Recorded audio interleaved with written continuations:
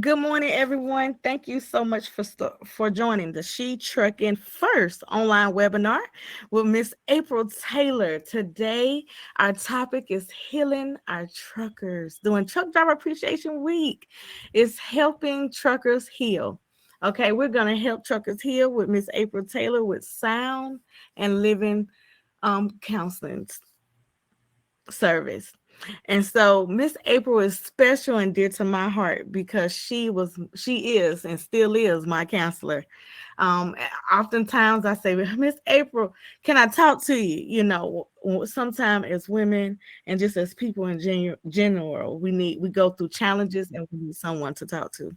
So without further ado, welcome Miss April Taylor to the She Trucking webinar.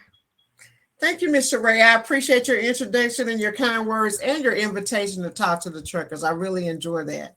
I will say on the front end, I want you to do a couple things. One, if you can take notes, do that. Save your questions to the end because I'm going to try to leave some room for some questions. And I really I had to do some research, Sheree, because I know I deal with some truckers, but it's like not my wheelhouse. So I had to go out and do some research, and I was shocked by the research. So I'm going to share some of that information with you guys at the beginning, and then we're going to talk about what mental health is. And then at the end, we're going to talk about some hope and some solutions and some things that can help you. So I'm going to share my screen and jump right in, okay?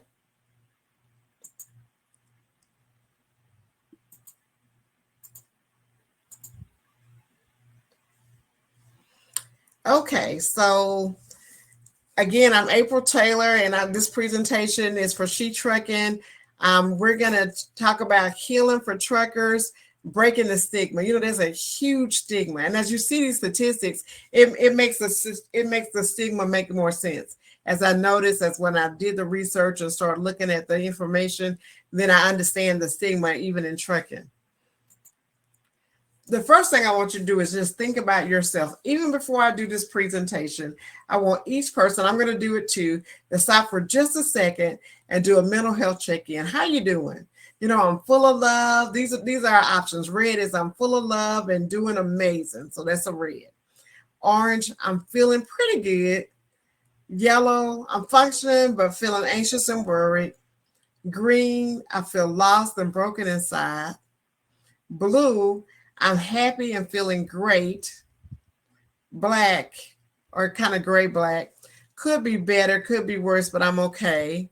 Pink, I'm having a hard time and wouldn't mind having someone to talk to. And then purple, I'm in a really dark place and I really need someone to talk to. So I want you to think about that for yourself. You don't have to answer that for me, but just think about where you are in your life on this mental health check-in. When we start the presentation, I just want you to think about that. And at the end, when we open the floor, we can talk about how you select what you selected. So we're going to talk about some facts, just the facts. I just did a little research, a little general research, not even in depth, but just to kind of give you some stats on mental health in general. 50% of all adults, and this is just age 18 to 24, report anxiety and depression symptoms, and this is in 2023. So that's half of all young adults, 18 to 24. 5.44% of adults experience severe mental illness. That's over 12.1 million adults, or 4.8% and 4.8% have reported thoughts of suicide. And I put the dates down here so you'll know they're pretty updated statistics. 21% of adults are experiencing at least one mental illness, and that's roughly 50 million people. 50% of adults with mental illness have not received any treatment. So if we think about that, 55% have not received any treatment. That's a large statistic.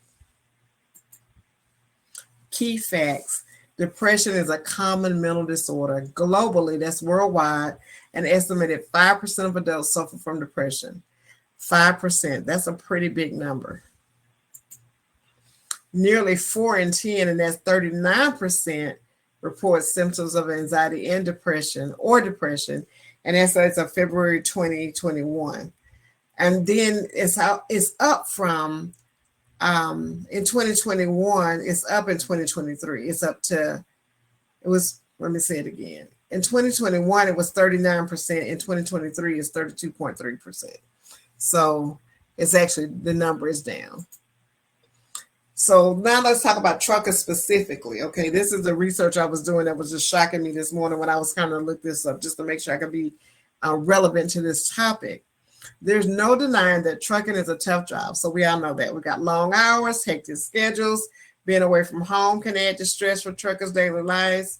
But even more, they can all contribute to our mental health struggles, depression, anxiety, chronic loneliness, and more. So that's, acknowledgement that just the job of trucking can cause stress and can cause issues with mental health. This was interesting. Truckers can take anxiety medication, and we'll get to that next slide. So some is commonly prescribed anxiety medications include Zoloft, Lexapro, Wellbutrin, and Trazodone. The reason this is important is because this is allowed. Like if you are a trucker and you have anxiety, you can take these medications and get better. And we'll talk about medications and why that's important. But this shocked me. I cannot believe this stat and this information. Mental health disqualifying conditions. The Department of Transportation disqualifying mental health conditions include depression. So you can't have depression or a history of psychosis, schizophrenia, suicidal ideation, homicidal ideation, or a suicide attempt. Now let me tell you why this is important. When we just did the statistics and said 1 in 5, as truckers, we're gonna meet those 1 in 5 as well. And so since depression, which is very common in Americans, is not allowed in truckers, and I understand from the standpoint, I don't want a trucker out on the road who is depressed, actively depressed at the moment. That makes sense to some extent, or actively suicidal or actively psychosis. I can see those things. However, I can see how this would cause a stigma if you're feeling this way, but it's a problem for truckers. And just to make you in good company, this is kind of common for police officers. It's also common for military. We can be in the military, but we can't be depressed. We can be a police officer, but we can't be depressed. So that's why we call this breaking the stigma. We really got to talk about that, because if 1 in 5 Americans or worldwide have these emotions, then that's not going to eliminate truckers. Truckers are going to have issues with it as well. So I just want to kind of put this stuff in the front end. So we're going to talk about this. We got some solutions and some hope, but I want to make sure we mention those things. And then again, truck drivers can take a major toll on your physical health. That's things like heart disease, obesity, hypertension, sleep disorders, and more. And guess what? With those things, and we're going to talk about this in the presentation too, those things are comorbid with, guess what? Depression. So just because you have heart disease and obesity and hypertension, you're more likely to have depression. So it's very important that you're here today, or that you get this presentation, because I'm really going to offer you some hope and some things you can do about what's likely to be, your condition at some point in your life, even while you're a trucker. So let's just think about the last few years that we've been through. We've been through so much. We've been through a pandemic. We've had relationship issues. We've had things that just go wrong in our life. Just we've been through a lot of different things. So with that, with relationship problems, with the pandemic, mental health issues come along with those things. Family problems. We have issues with families. Not all of our families get along, and even the ones that get along, we still have issues sometimes. So realizing that over the years, we've had issues with families, especially with the distance and the pandemic and the losses. It's just made a different dynamic with families. So again, that would affect our mental health. Let's think about trauma. Abuse, child abuse, alcohol abuse, things that happen in childhood, maybe an accident as a trucker, maybe having something major happen to you while you're driving, PTSD, all of those things are factors. So if we've had some major trauma in our life, then we're more likely to have anxiety and depression. which are mental health things. So we've got to think about what's happened to us. Have we been a victim? Do we have nightmares? Are we on edge? Has something happened that caused us trauma? And then I use this picture to kind of represent mental health in general. We've got anxiety, depression, we've got suicide thoughts, schizophrenia, just so many emotional things. We've got negative thinking. We're all over the place sometimes, ADHD. All of this can be kind of represented in this slide. There's a lot going on, and most of us have been affected by something, one thing or another, with the things that are going on. General anxiety. Let's talk about what that is and what it looks like. You've got restlessness, fatigue, excessive worry, increased muscle aches and soreness, impaired concentration, irritability, difficulty sleeping. All of those things come with anxiety. Many of those come with depression as well, but all of those come with anxiety. And anxiety is on a spectrum. In different circumstances, and because of different, maybe the news we watch, because of our lifestyle, because of what's going on in the world. Even with, I know you're a trucker, so maybe some of you are in Pennsylvania. They just caught the guy after about 2 weeks. So even things like that in the news can affect our mental health. So things like that. So that's those are anxiety provoking. I love this slide. This slide talks about comorbidity. When we think about depression, and I don't even know if I guess I'll go back to that previous slide to talk about depression a little bit. But depression looks like we have a lack of sleep. We have too much sleep or too little sleep. We either eat too much or eat too little. We don't feel like doing the things that we used to enjoy. We're stuck. We're in bed. We're just not able to get up and go to work, not able to do what we need to do. So that's what depression looks like. And depression, our next slide, is comorbid with so many conditions.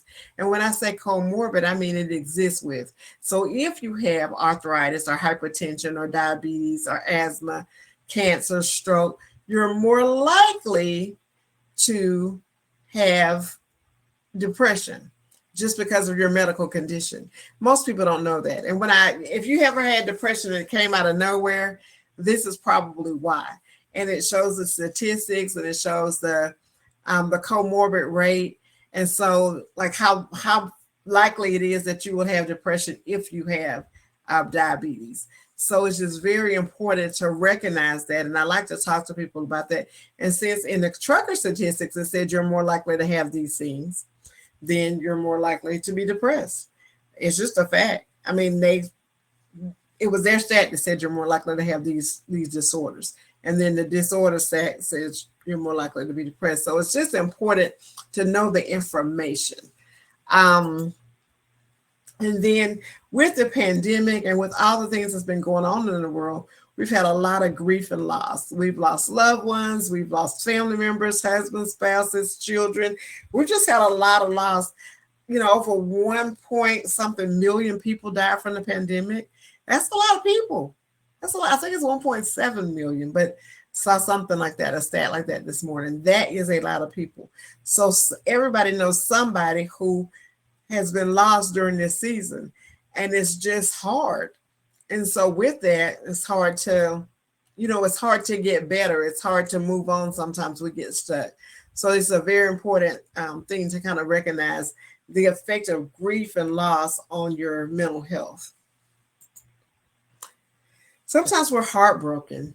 Things have happened in our life. Things don't go the way we planned. We have some disruption in life for some reason. It could be a breakup. It could be a divorce. It could be a job loss. People are fragile and we have to handle with care a lot. So with so much we've had all these natural disasters in the world, from Morocco to Hawaii. We've had floods and hurricanes, and just in the past couple of weeks, we've had all of that. And then there's political unrest sometimes. There's just a lot of stuff going on. So it makes us fragile. So we need to handle with care. but we need to make sure we take care of ourselves as well as our loved ones and the people around us. And I know I'm saying a lot of information. If you think about it and you know somebody, maybe it's not you, maybe it's somebody you know. So make sure you share this information with somebody else, because this information can save a life. So the good news is I've got some, I know all of that was kind of tough and depressing and hard to hear and all of that, but I've got some hope. I've got some good news available. Hope is available. We can make our own mental health a priority. We can do things that affect our mental health. We don't have to just be depressed or have anxiety and just let it go. We can do something about it. So that's good news. And so we're going to talk about how to make your mental health a priority. What are some things you can do to specifically help you be better as a trucker, as a person? These are some things you can do. So healing isn't about erasing or forgetting the hurt. It's about reframing your experiences so they add a depth and meaning to your life.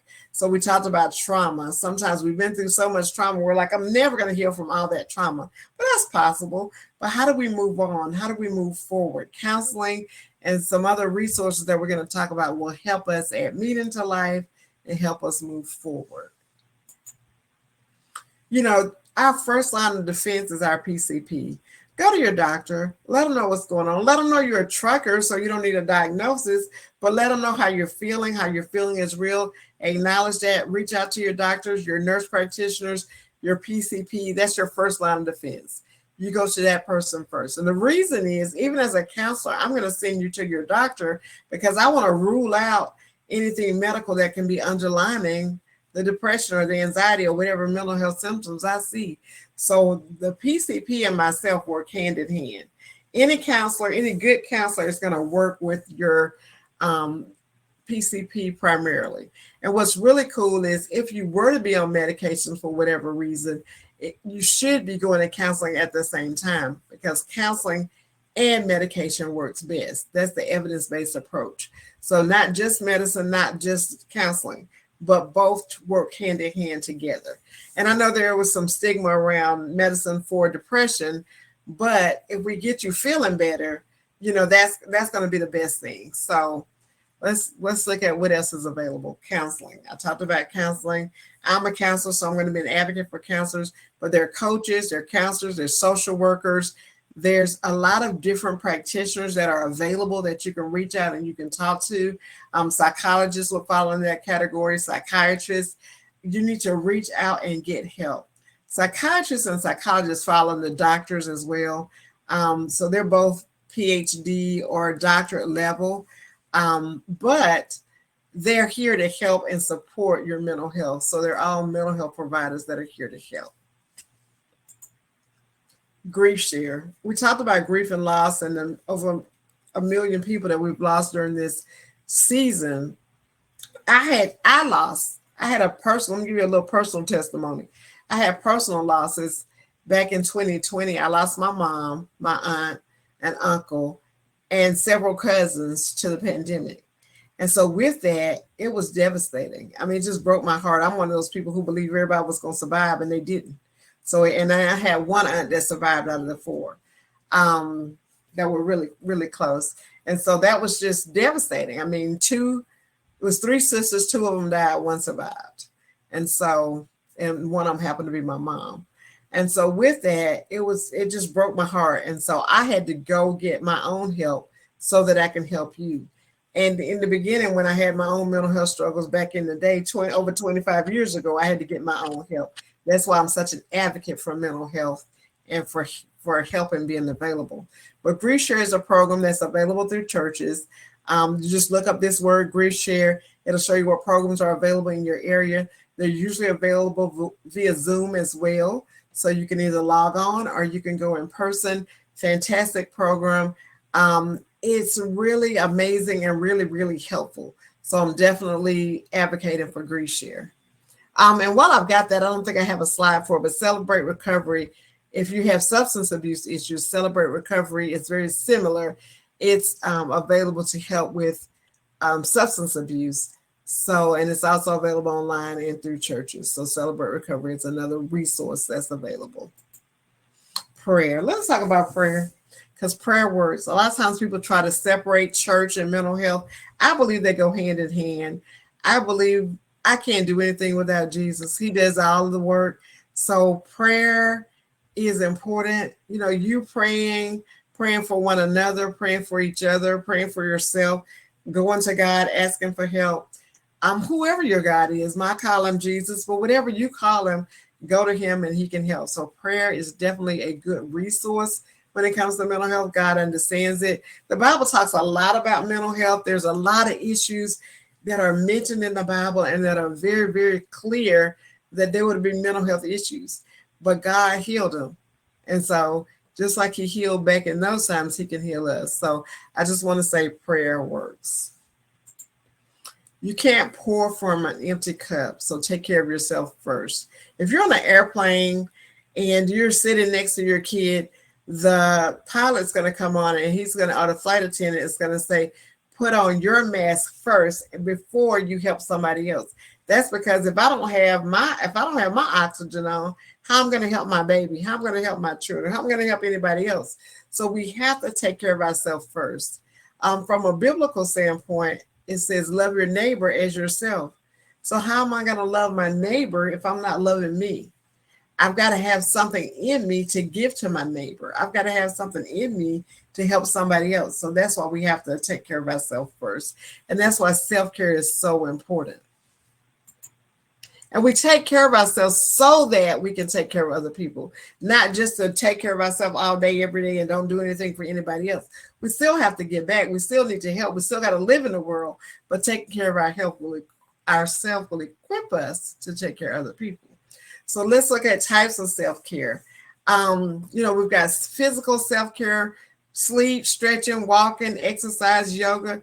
I walked this morning. My husband, my daughter, and myself are walking. It is so cool to have a whole crew getting out every morning and walking the neighborhood. We have a steep hill, so we hit the hill every day, and we walk actually 2 neighborhoods, but it's pretty cool. I'm going to look and see what my stats say about how many steps I have already.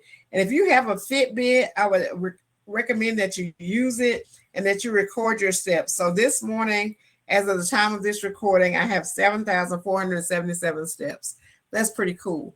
But just do what you can. But using a Fitbit will help you record those steps, or using your watch, or do something like that. And try to get 10,000 steps a day. That's usually what's recommended. Emotional self-care. You've got to recharge your battery. That's what that little symbol looks like. We got stress management. We got to have coping skills, compassion for one another, compassion for yourself, going to therapy, journaling. I recommend journaling highly. A lot of people won't journal because they say, well, I can't journal every day, or I get distracted, or I can't keep up with it. That's okay. I recommend PRN. Just journal as needed. When something's going on and you got an issue, then journal then. So just journal what you can, and maybe journal your emotions. What are you feeling today? I'm feeling sad. I'm feeling angry. I'm feeling upset. And then why am I feeling sad? Why am I angry? Why am I upset? Journal that.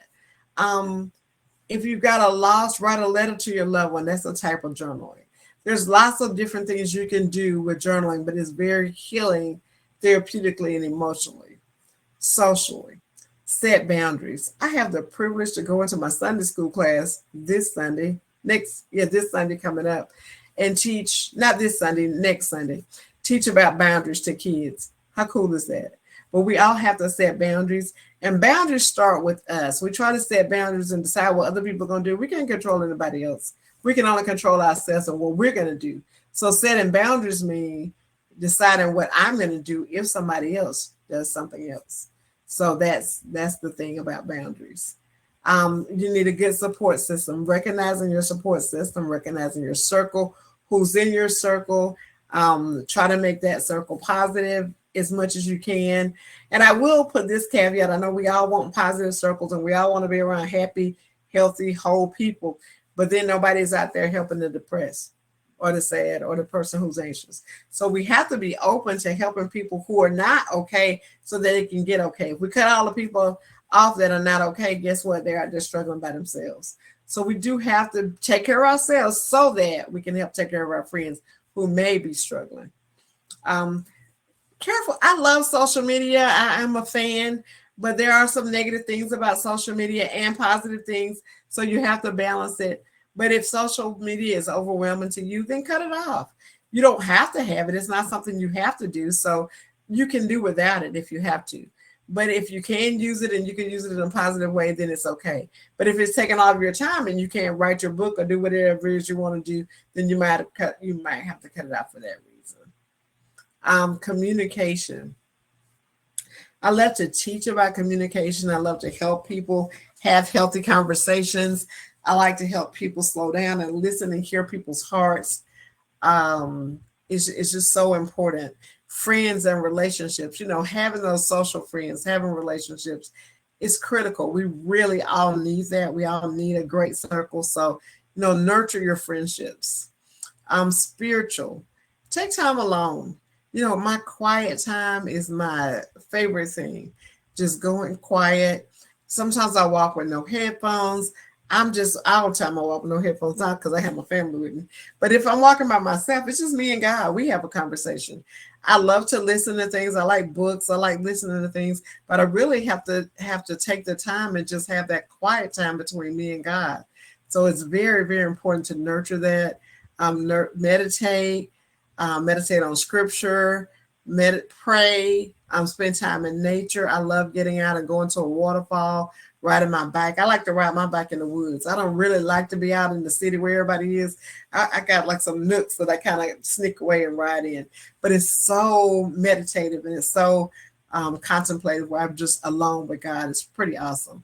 And have a sacred space. Have a sacred space in your house. Have a sacred space in your office where you just go and be alone with God. It's important. Personal hobbies. I love this. I really didn't understand the link between, I knew it, but I didn't know it until I went through my own grief and loss and trauma experience and realized that having hobbies and creativities and goals and things that are your own personal things, having fun and creating things is very therapeutic. Painting. I like to paint, dance, doing things that you enjoy really help you heal. So traveling, there's just so many things you can kind of add into that. Space, having a healthy space, a safe space at home, a safe space at work, a healthy environment, stability. Nobody wants to go into a place where it's always chaotic.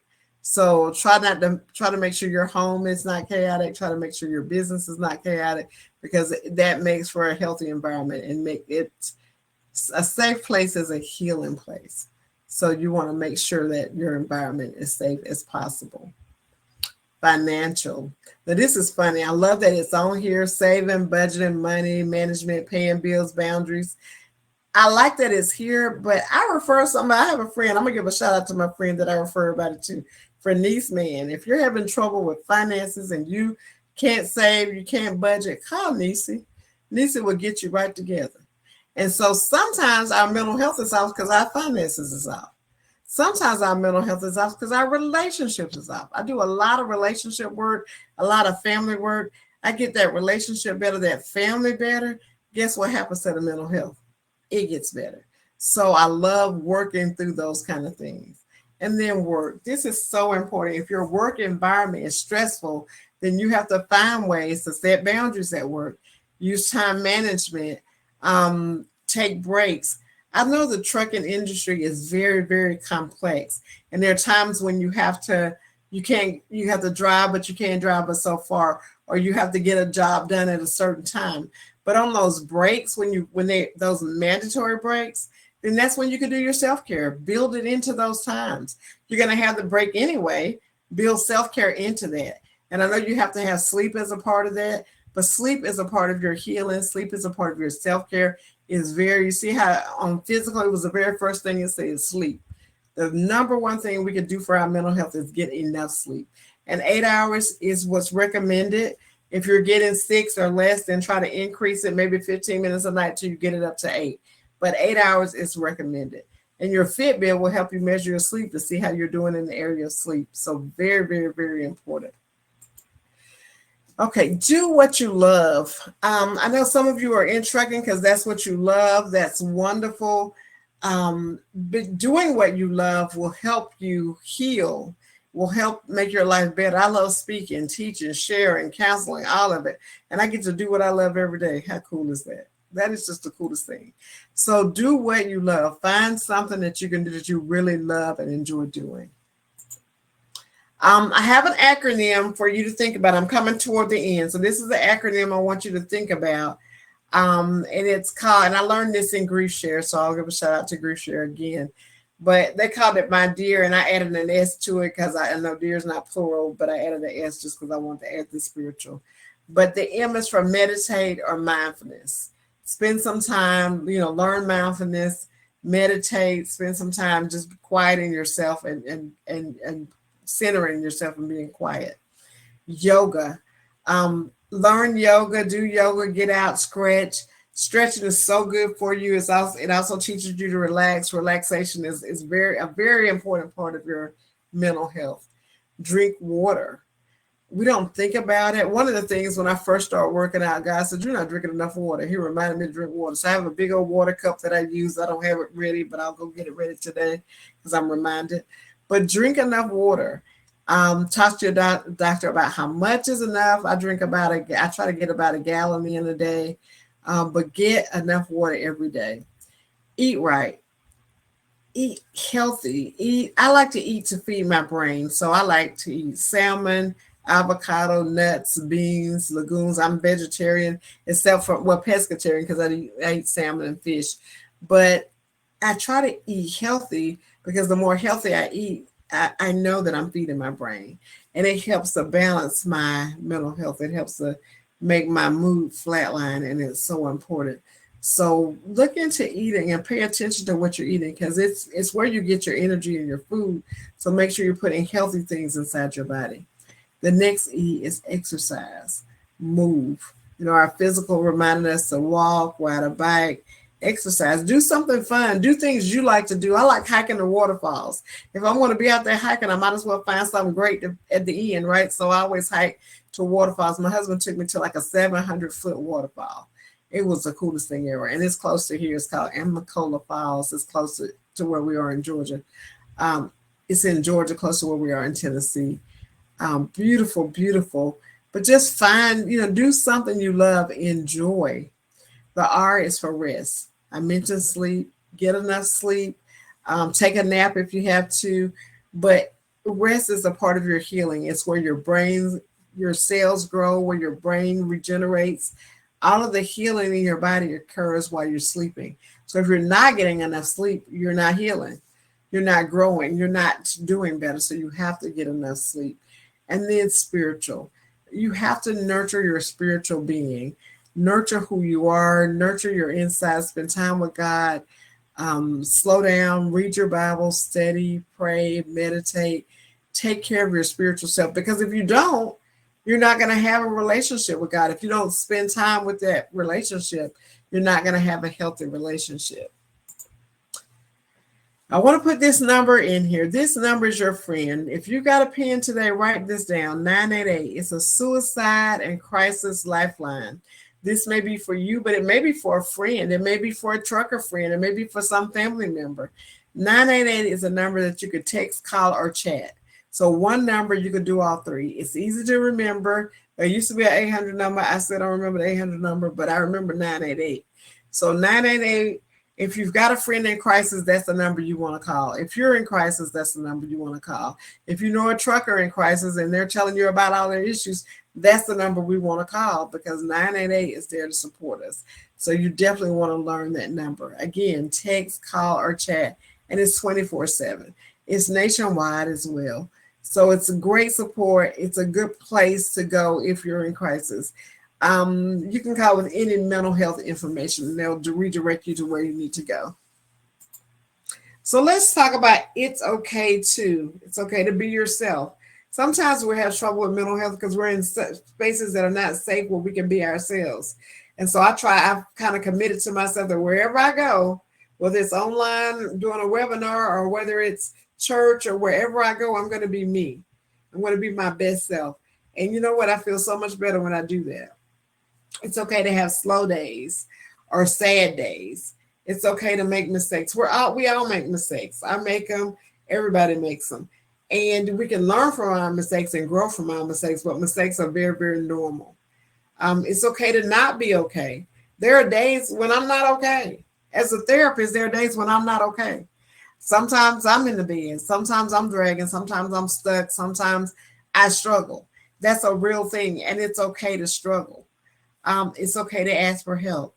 A lot of times when we're the helper and we're the person who's always helping and giving and doing, well, we don't want to ask for help. Well, why not? I talked about prayer. Prayer is going to God and asking him for help or thanking him for whatever he's done. But it's okay to ask for help. And it's okay to ask people for help, not just God. You can ask God who to ask and who's a safe person to ask. But it's okay. There are people out here who want to help other people. When I talk about the providers, the counselors, the social workers, the doctors, the psychiatrists, we all have one thing in common. We want to help. We're here. It's an industry full of people who want to help you get better. So it's people, so ask for help. It's okay not to know things.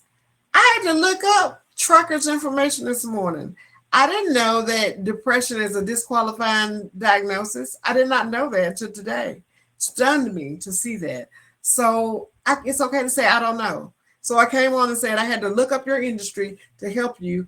And I'm happy to be able to say that, because it would not have been authentic to pretend like I'm a trucker and I know everything about trucking.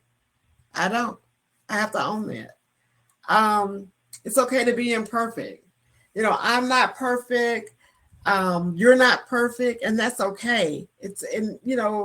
There's a book called The Gifts of Imperfections. I love that. I love the concept of just being myself and telling you about my imperfections and my flaws and the struggles that I have personally, because it lets you know that everybody can struggle. I talked about your industry not being able to be depressed. What if no counselor could be depressed, or no counselor could have anxiety or have psychosis or take medication? That would rule me out. I wouldn't be able to be your counselor. So it's a sad industry that doesn't recognize that everybody struggles at some point and that we all need help. Again, I can see why we wouldn't want you depressed on the road. That makes sense.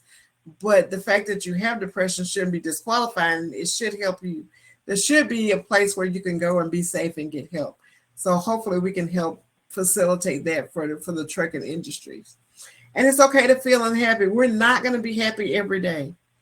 I want to be happy every day. I'm happy today. I like being happy. But we're not going to be happy every day. That's just the reality. And so we just need to own that reality and realize that some days are going to be harder than other days. And that's okay. So this brings us to our end, and I want to open the floor for questions, comments. I'm going to stop sharing just so I want you to make sure you take down my phone number, 423-505-5475.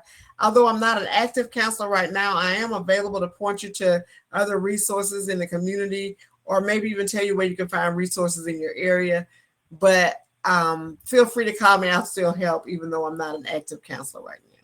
So I'm going to stop sharing and just open the floor for any questions, any comments, and just kind of, make it available. And Sheree, if you've got any, if anybody's sending any questions that you have, you can kind of let me know those at